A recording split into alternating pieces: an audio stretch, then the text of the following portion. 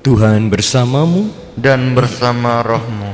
Inilah Injil suci menurut Santo Matius. Dimuliakanlah Tuhan. Sekali peristiwa sampailah berita tentang Yesus kepada Herodes, raja wilayah. Maka ia berkata kepada pegawai-pegawainya, "Inilah Yohanes Pembaptis.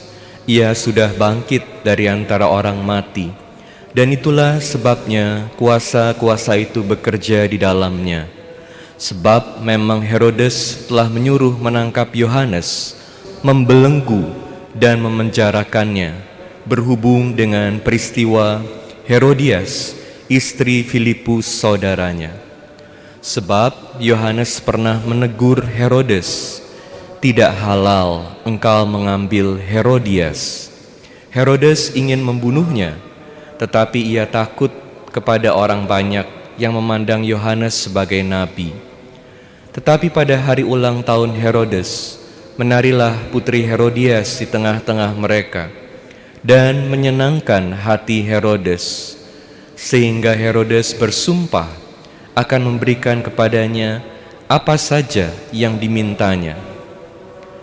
Maka setelah dihasut oleh ibunya, putri itu berkata, 'Berikanlah kepadaku di sini kepala Yohanes Pembaptis di sebuah talam.' Lalu sedihlah hati raja. Tetapi karena sumpahnya dan karena tamu-tamunya, diperintahkannya juga untuk memberikannya. Disuruhnya orang memenggal kepala Yohanes di penjara dan membawanya di sebuah talam. Lalu diberikan kepada putri Herodias, dan putri Herodias membawanya kepada ibunya. Kemudian datanglah murid-murid Yohanes Pembaptis, mengambil jenazah itu dan menguburkannya. Lalu pergilah mereka memberitahu Yesus." Demikianlah Injil Tuhan. Terpujilah Kristus.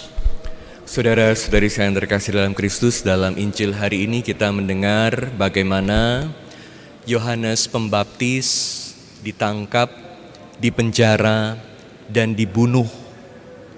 Kematian Yohanes Pembaptis. Hari-hari ini kita juga selalu mendapat kabar mengenai begitu banyak orang yang meninggal. Banyak teman, saudara, kerabat yang meninggal karena COVID-19. Seringkali kematian sungguh membuat kita menjadi takut. Namun demikian, kita juga perlu belajar untuk berdamai dengan kematian. Bagaimana kita bisa berdamai dengan kematian? Dalam bacaan pertama, kita mendengar mengenai tahun Yobel. Tahun Yobel adalah tahun pembebasan, tahun sukacita, tahun ke-50 setiap 50 tahun, di mana budak-budak dibebaskan, hutang dihapuskan. Berbeda sekali antara bacaan pertama dan bacaan Injil. Kenapa Yesus tidak membebaskan Yohanes Pembaptis yang punya peran sangat penting dalam hidupnya? Kenapa Yesus membiarkan Yohanes Pembaptis ada di penjara, bahkan sampai dibunuh? Kita mendengar kisah lain mengenai Petrus yang ada di penjara dan dibebaskan oleh malaikat. Tapi Yohanes Pembaptis sampai dibunuh. Ini kita melihat, di sini kita melihat bahwa sungguh kehadiran Yesus itu bukan pertama-tama untuk membebaskan kita dari kematian. Kita semua pada akhirnya harus melalui pintu kematian.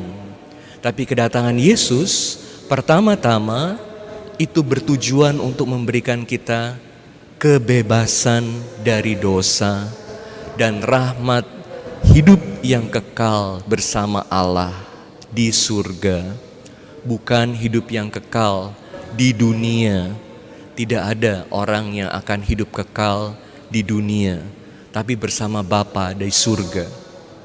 Jadi sekarang pertanyaannya, bagaimana kita sudah menjalani hidup di dunia? Apakah kita belajar berdamai dengan kematian? Mau tidak mau, kita harus belajar menghadapi kematian, apalagi dalam situasi seperti ini. Makanya saya mendengar banyak keluarga sudah mulai belajar juga untuk berdamai dengan kematian. Pertama yang harus jelas, harus tahu, banyak yang cerita, asetnya apa aja, ada di mana. Kalau sampai dipanggil Tuhan, mau bagaimana, harus lakukan apa keluarga. Tentu persiapan akan kematian, berdamai dengan kematian, bukan hanya harus dilakukan dalam situasi krisis seperti saat ini. Kita gak pernah tahu kapan kita akan dipanggil Tuhan. Begitu banyak yang dipanggil Tuhan saat ini. Persiapan akan kematian, berdamai dengan kematian harus dilakukan setiap hari. Karena dengan kesadaran akan kematian kita juga bisa hidup dengan lebih baik, menjadi juga lebih rendah hati bahwa kita semua terbatas. Kita tidak bisa terlalu sombong dengan berbagai pencapaian kita, kehebatan kita.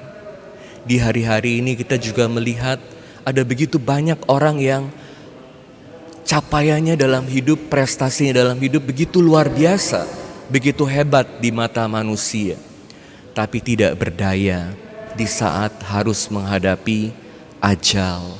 Tuhan bisa panggil siapa saja, kapan saja, dan Tuhan memperbolehkan itu. Seperti Tuhan memperbolehkan kematian dari Yohanes Pembaptis.